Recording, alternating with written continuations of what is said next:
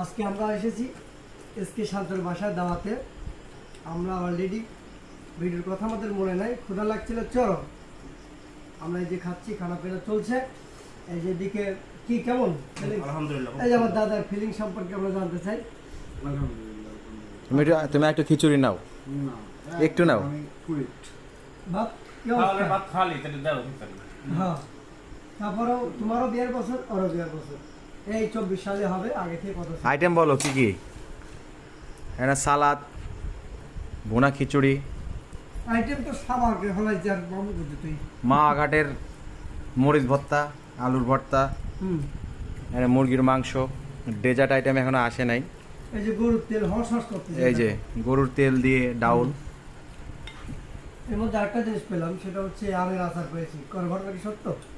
সঠিক। মানে টেস্ট করার জন্য। ওইটা হচ্ছে আরেকটা আছে, এর মধ্যে নাগামরিচের আচার দেওয়া আছে।